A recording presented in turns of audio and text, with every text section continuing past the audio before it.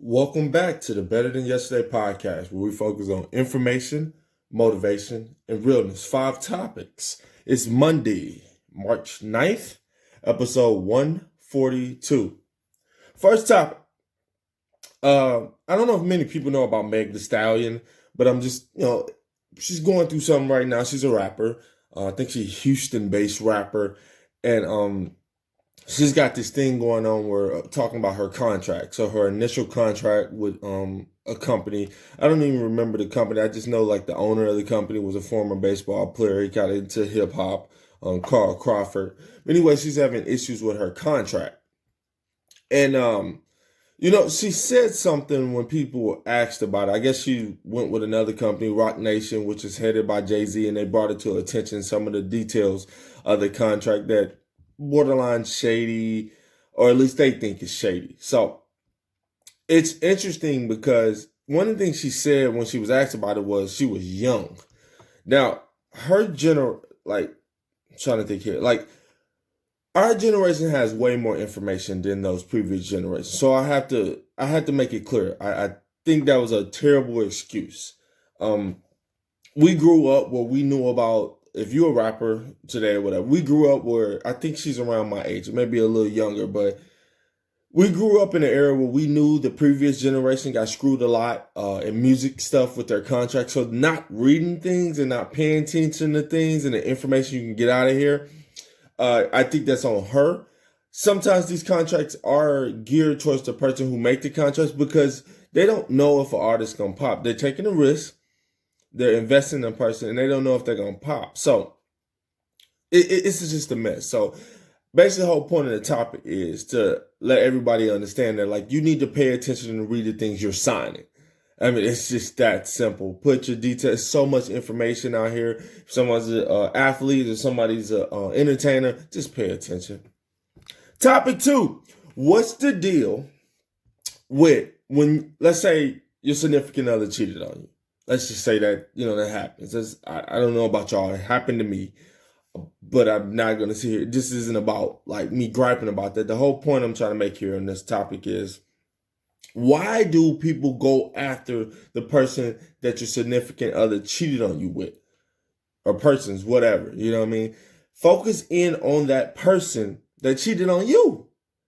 I mean, the person that you're with, it's their responsibility to respect your relationship and focus in on what y'all got going on. I mean, you just gotta think about it, say it out loud. Like, they should be focusing on your relationship. So when they cheat, don't worry about the others. I said before, I would get mad if it was like a close friend. Yes, but at the end of the day, you're a person that you are in a committed, supposedly monogamous relationship cheated. So that's the person you should go after. I just think when people do that whole situation where they're, oh, I heard a person about, no. Go after the person and address the person that you were with. Topic 3. Look, you got to put the time in. If you want greatness, does not come quick. You have to put the hours in. You have to put the time. It's so many. A lot of people get off these get rich quick schemes because they think everything's supposed to be instant. If you want your body to look a certain way, you gotta put the time in. You gotta eat right. You gotta work out. It's gotta be a consistent thing. You gotta keep going and going and going. So there's nothing about getting rich quick. There's nothing about like the grind. If you notice, like even people who win the lottery, most of them that don't really know how to manage money and things like that, they lose it quickly because they don't know what they're doing. It's not a quick process. It has to be take your time, steady grind. It's time. You have to put your time in to reach greatness. Understand repetitions and mistakes are a part of all of this. Topic 4. I don't know what made me think about this topic. It just kind of got brought up. So I did, went back and did some recapping. So if anybody knows the NBA great player, Wilt Chamberlain, I'm just going to, it's story time. Just a little information who don't know about Wilt Chamberlain. Because I'm sure what I'm noticing now as I expand my network is everybody don't know about the things that I knew about growing up. But Wilt Chamberlain, he was a basketball NBA Hall of Famer. If you don't watch basketball, he was mostly famously known off the court for supposedly sleeping with 20,000 women. 20,000 women in 40 years, from 15 to 55, excuse me. His book, he explained this book. It was a tell-all book that came out in 91.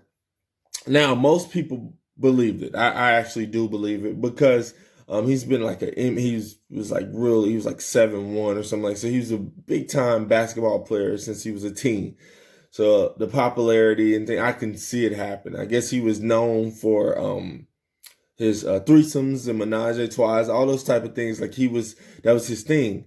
They did the average within 40 years. It's like 1.4 women a day. I don't understand 0.4 of a woman, but you get what I'm trying to say here. So it's just an interesting story.